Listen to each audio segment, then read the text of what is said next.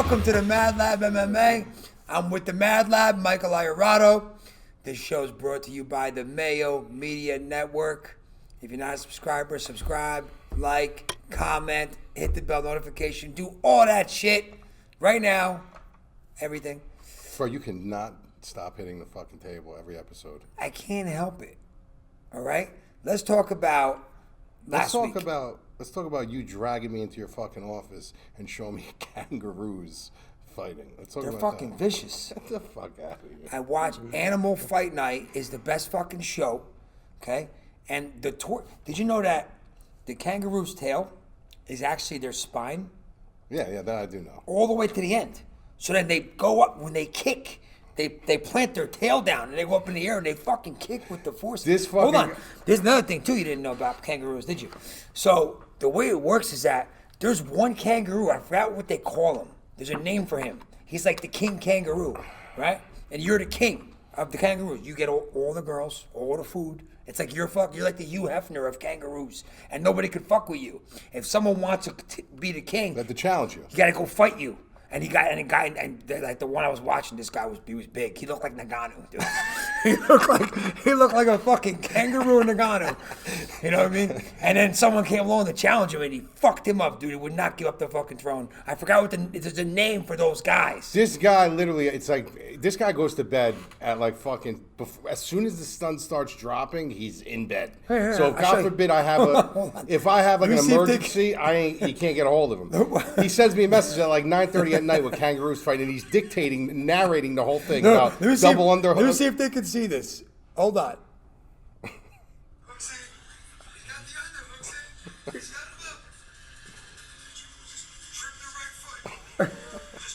Those are lizards.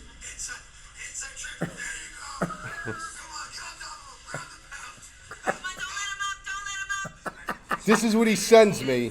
I'm watching this with my wife. Who's the underdog? Full mount. That was two lizards fighting in the So that's what he river. sends me at like 10 o'clock at night when the kid goes to bed at like That was 7. the same show with the kangaroos.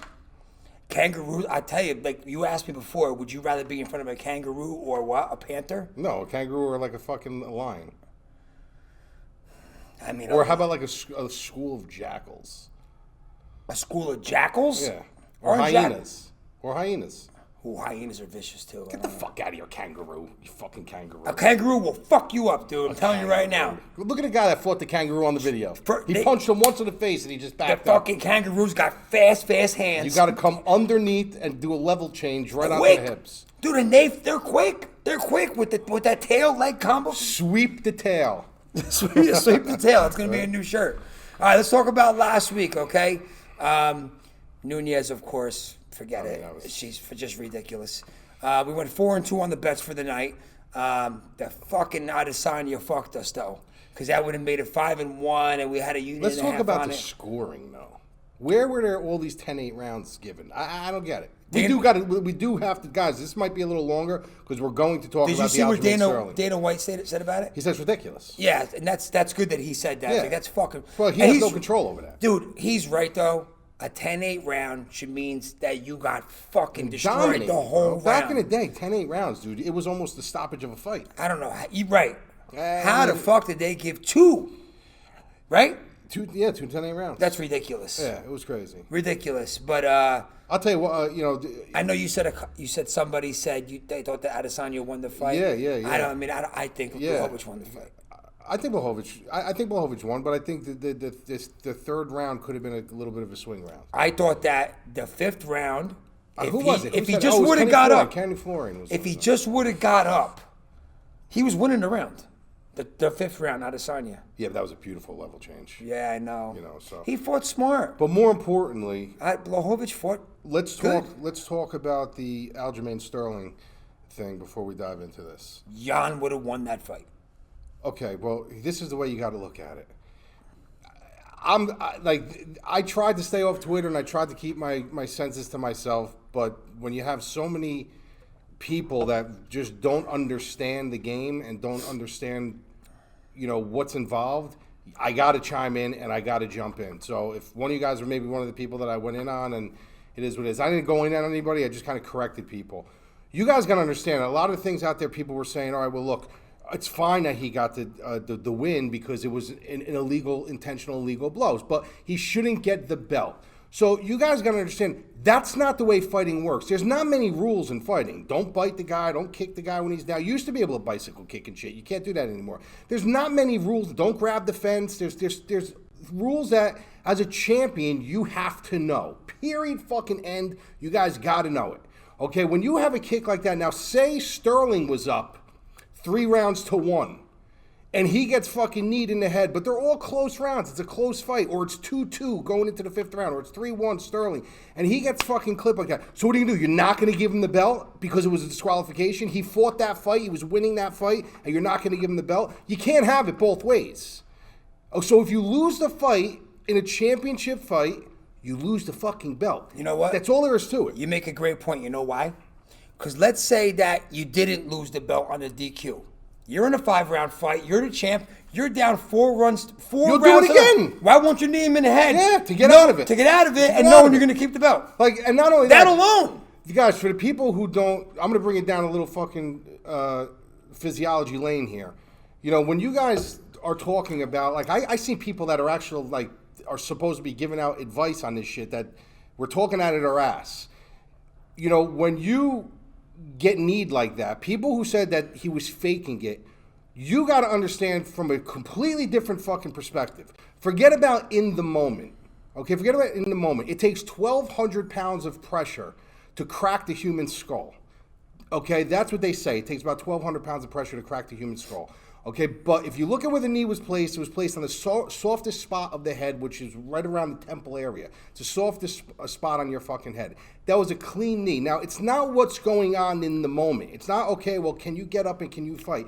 You have no idea if there's any kind of internal bleeding going on. You don't know if his brain's going to swell. You don't know any of these fucking things that are going to fucking happen. The problem with that whole situation was the ref didn't just fucking stop it. Immediately. There shouldn't have been even a question. And it wasn't even like it was a vicious knee. It was a vicious knee. It was like fucking like It was bad. a vicious knee. He was holding his head down. Vicious knee to the head. So you guys got to look at it this way.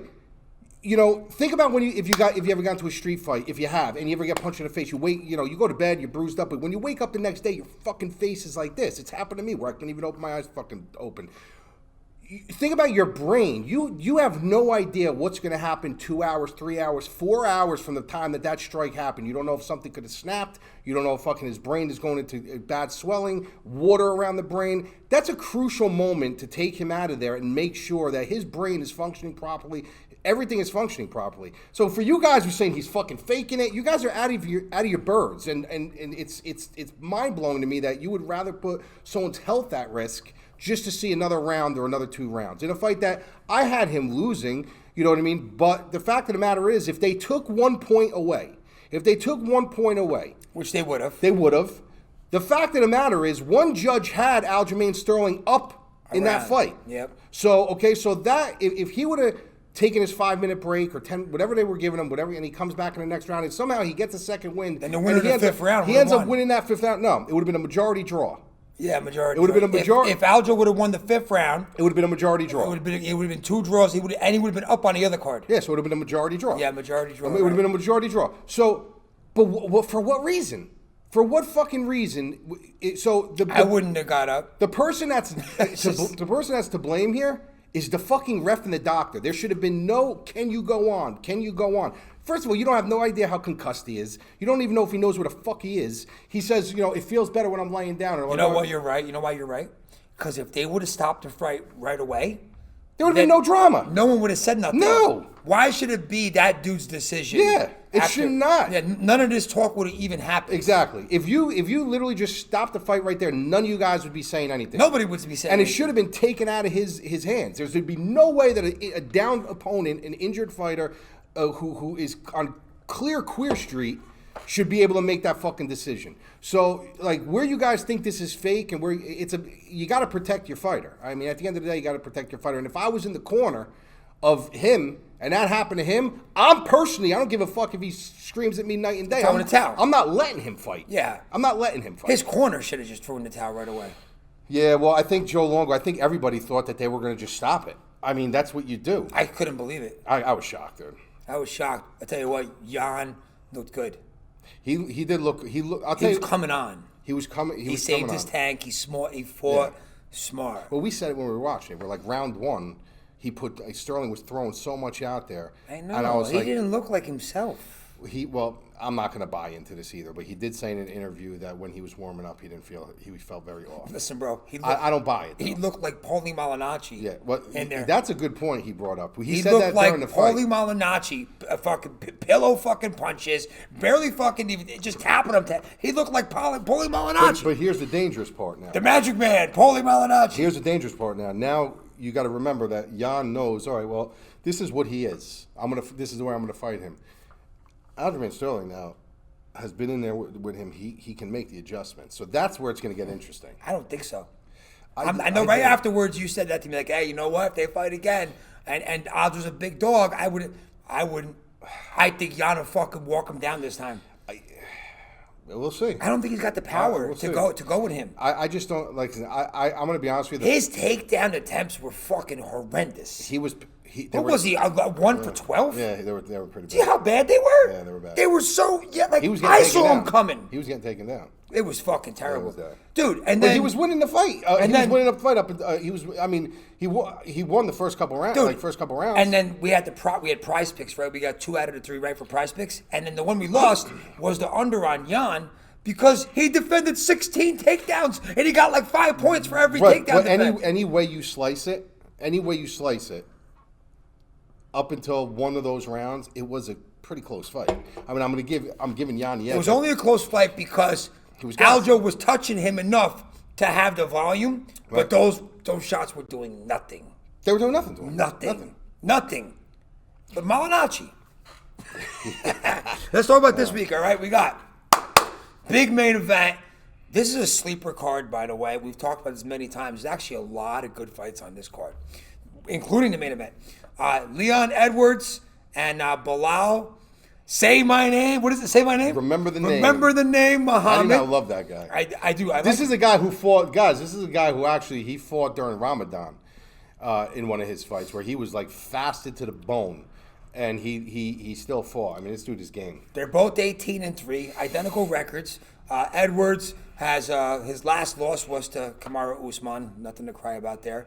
So notable wins: RDA, Cowboy, Barberena's tough guy, Vicente Luque. Bilal actually lost to Luque, lost to Neal, Jeff Neal. Some good wins. Means Lyman Good, Sato, or Sato, however the fuck you say his name. Tough fight over here, man. Edwards hasn't fought for almost 2 years. Not his fault. Not his fault, but I don't know if you... But he's been in camp. I don't know if you believe in cage rust or whatever you want to call it. Yeah, but he's been in camp. Yeah, I know, but he hasn't fought in live action 2 years. Bilal looked great last time out. I'm going to defer to you here. You know, Edwards, I've only seen fight a couple of times. I just really started getting into MMA a couple of years ago, so I haven't seen the older Leon Edwards. I've watched the last 3 Muhammad fights. I like him. You really talk high about Edwards, though, all the time. Yeah, well, I think he's the most underrated fighter. In fact, when he was supposed to fight Kazma, Chimaev, I was going to pick Edwards. You were going to pick Edwards the whole time, and that is switched. And I still will. If he fought Kazma. If he fought Kazma. What do you think about Bilal over here? I think Bilal's a different animal. I think the thing with, Chimaev, if they fought, was this guy comes in with a reckless abandon, and if he doesn't get what he wants, you have no idea how Chimaev's going to act. You don't know if he's going to be able to stand there and he's going to be able to tie things together and stay with Edwards, or is he going to continue to go to the well and try to take him down? My philosophy and my outlook on Chimaev is this is a guy who will continue to go to the well and try to take you down. But that's one path where, Leon Edwards has a multitude of ways that he can win a fight. He's so underrated. He's the most underrated guy in the UFC. Second might be Bilal Muhammad. This is a fight where somebody is not going to be in the darkness anymore. They can't be denied after this. I have a problem with the line here. That I'll tell you guys. I have a very big problem with the line here. I think Bilal is extremely durable. He's got a pace for days. This is a guy who can go 5 rounds very easily. He's got, good grappling, good takedowns, decent striking. The only problem I think... But he's never gone 5 rounds. He never had to. But he's never been in a main event. He's got the tank to do it. The last 10 have been this guy barely fights. sweats after a 3-round fight. He looks like he has crazy. the tank. Yeah, he definitely has the tank. So he's got great conditioning. My problem with him is he's very, very hittable. Bilal is very hittable. I mean, if you're a stat guy, you could just look at the stats. You know, he takes just about as much as he gives. You know, he can be very calculated at times. And if he's losing on his feet, that's when he's going to go low and he's going to try to, you know, rinse you against the cage and take you down. You know, and that works to an extent, you know what I mean? But when you got a guy like Leon Edwards, this is a guy who is super athletic. He's got probably not as good as conditioning as Bilal, I'll say that. But he's been to the 5 rounds. He's seen that deep water before. He's fought a much higher level of competition, and he's won most and lost a couple. You know, the one problem that a lot of people did have with him was his takedown defense, and once you were able to get him down, you were able to kind of secure him there and maybe control the top. He's kind of fixed that since then. I mean, like, if you really watched, you know, his past couple fights in the past couple years, he's been getting much better at that. And this is a guy who actually will turn the grappling against you. He did it against Gunnar Nelson. You know, Gunnar Nelson is a extremely high pedigree grappler. I actually went to Iceland and I trained at Molznar, where Gunnar Nelson trains, and this is a guy who will blow your mind when you see him grappling. I've got to watch him grapple live, and it's insane to see this guy roll. And Leon Edwards was able to keep up with him and put him in some really bad fucking spots. So this is a guy who's just continuing to evolve, and he knows that this is his opportunity. This is where it's gonna happen on this card. Even though it's a fight night card, you know what I mean? It's still a main event spot for him against a super, super tough guy. He's been dying to get in this spot. Dying. And this is where Bilal knows the same thing. Like, this is his opportunity. So both of these guys can't be denied. After this fight is won or lost, whoever wins this fight is not going to be denied a serious conversation top 5 title fight, about where they are. You know, so I just think it's Leon's time. Like, I think Bilal's super good. I think it's going to be a great fight. I don't even know if somebody's going to finish somebody here. I think it might be just a very tactical fight. You know, they're both going to have their spots. I just think Edwards is a guy who is just going to be a little bit sharper, a little bit more, you know, balanced with his approach, and I think he's going to be able to win this one. But I mean, I don't know. It's a really this is a fight where I was torn on for a couple days. Minus 260 Edwards. What do you think about that? For my money, I would, if I had to bet this fight, which I'm not going to because I'm picking Edwards, it'd be a dog or pass situation for me. Plus 225, Bilal. I thought the line was a little high too. They're giving him a lot of respect because he's very good. Like, he's very good, man. I mean, guys, don't sleep on Leon Edwards. There's guys out there who silently don't want to fight this guy. You know what I mean? How do you see it playing out? You know, I think it's going to be really predicated on how dedicated Bilal's going to be to. Bilal goes the distance almost every fight. I think out of his 18 wins, like 12 or 13 by decision. He's a decision rider, but he wants to grind. So it really is all predicated on, is Bilal going to fucking tear a page out of the wrestling handbook and literally just try to grind him against the cage and take him down, or is he going to try and stand and trade with him? If he tries and stands and trade with Leon, I think it's going to be competitive. But I think what's going to happen is he's going to go to the well. He's going to try to take him down. I think Leon's athletic enough to get up, put him in some bad spots. And it's just going to continue going down, and it's going to end up on the feet at some point where the majority of the fight, I think, is going to stay there. And I just think Leon is a little more cut and dry on the feet, a little sharper, a little faster. You know, Bilal is very good, but he's really, you know, in and out. He's going to just move forward. He's going to hit you with those fundamental combinations that are very, very, they work, you know. But when you know you're fighting Bilal Muhammad, he doesn't hit like a truck. So you can take a little bit of a chance sometimes and move forward with him and move against him, because chances of him knocking you out aren't great statistically. You know, so I just think that's going to. I think it's going to be, you know, against the grain, on the grain, against the grain. They're going to be moving each other back and forth. I just think Leon's going to be able to dictate terms a little more. All right, so we're going to pass on the bet. A little too much to lay on there. Minus 260. We are picking Edwards to win. DraftKings, interesting. Edwards 9K, Bilal 7,200. Edwards only one time out of his last 10 has he scored 100, and Bilal 0 out of the last 10 has he scored 100. What do you think about that? Well, you got to remember that these are guys that are going to ride the decision. You know, these are guys who you know, if they're going to win inside the distance, it's never going to be in the first round. It's not going to be in the second round. They do it on that their volume and their tactical skill. So Edwards, even in his 2 victories that were 5-round fights, he didn't score 100. Yeah, so this is a fight where, like, you guys who are actually watching this are people who are very much into, you know, MMA. You know, you're going to have the casuals and stuff. They're going to be jumping on this fight. They're going to be jumping on it, because it's the main event. Everybody thinks that you got to play the main event. You don't have to. I haven't done my hedge weight on this yet, but I can tell you that this is a fight that you do not really need in the main event. I would say that you have it in some spots, just for the mere fact that you don't know if they're going to come out and match each other with volume. They both have good conditioning. They could be trying to make a point. You know, it's a main event spot. They want to really brand it in that, you know, I'm here. So they're going to bring it. But at the end of the day, your tactical skills and the way you usually fight, your instincts are going to take over. And if you're a labored fighter, you're going to eventually go back into that pocket and be a labored fighter. And both of these guys aren't guys that are just going to charge the fucking gates and go for the finish right away. They're going to do it on pace and balance. So you don't need it. You know, I don't think you need it. I think you should have it, but I would definitely taper it back. Yeah. Unlike other main events. I mean, Bilal at 7,200, obviously if he wins, he's going to cover. Yeah. Exactly. Right? Like, I think all the way around, it's more of a dog or pass situation. Right. Okay. So, you know, using our 10 lineup strategy, if you know, if you had to put him in 10 lineups, all of them, what would you do? I didn't do my hedge weight yet. Right. I mean, you'd probably be pretty close. You'd probably be a 5.5 or 6.4 on this. No, but I'm not. I wouldn't put him in all 10 lineups. Okay, yeah. You're right. You said that you wouldn't do that. But I'd be very balanced because, listen, guys, it's not always about who you pick to win. I'm going to bet you end up going about 3-3. It goes by price. You know, it goes by price. So if you think the guy's going to win, you're going to have a couple shekels of him. Yeah. But if you think the guy's close and he's got very good value, that brings him up and brings the other guy down a little bit. DFS is very, very different. You know, so the fuck did you just fart? No. Oh. This guy farted in the gym today. He ate cauliflower. Was the fucking dude. And I got a weak gag reflex, dude. I'll fucking start. I cleared out the area. I needed some breathing room with the COVID, with the masks. Fuck, dude.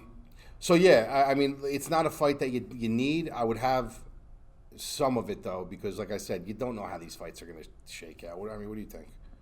I would be a couple Bilal, a couple Leon, even.